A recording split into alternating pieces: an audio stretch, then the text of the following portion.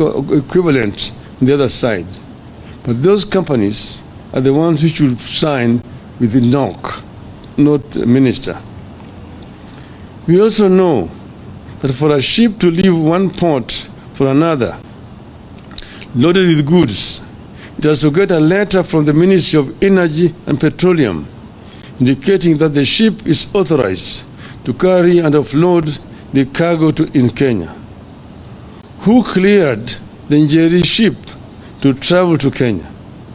How did it offload? Over the weekend, we were told that the deal has resulted in so-called structured sourcing of the dollar. If that is the case, why has the exchange rate not improved? How come it has not lowered the cost of oil? What benefits have the so-called structured sourcing of the dollar brought to wananchi? We are being told that since the deal, you have stopped paying for oil in dollars. We believe that Kenyans don't care whether oil is paid for in dollars, shillings, or rupee. They care about the cost of oil. Nonetheless, we are challenging the government to share with Kenyans evidence of payment of oil in Kenya shillings. Show us documents indicating when the payment was made in Kenya shillings, the bank accounts, and the recipients of the payment.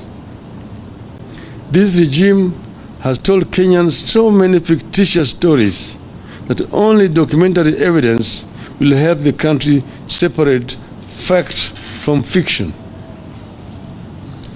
The oil companies and the Ministry of Energy and Petroleum have claimed that it is easy to verify that corporate tax is being paid by the oil companies.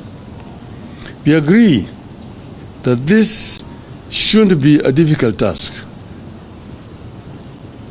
So we are asking these firms to table the evidence of meeting the corporate tax obligations.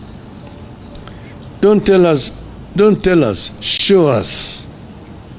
We hope the Kenya Revenue Authority is listening to our demand for evidence of corporate tax compliance by Oryx, Galana, and Gulf oil companies. The Ministry of Energy and Petroleum must also table the supplier purchase agreement in this deal. If the deal was to benefit Kenyans, its details should not be hidden from them.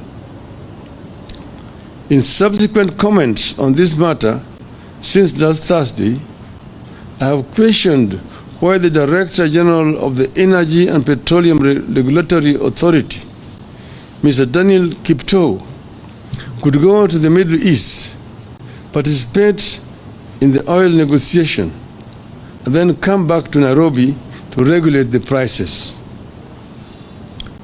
How can EPRA be a player and a referee at the same time?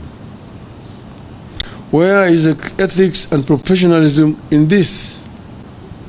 How can this be in compliance with the Public Officer Ethics Act? We are still waiting for answers.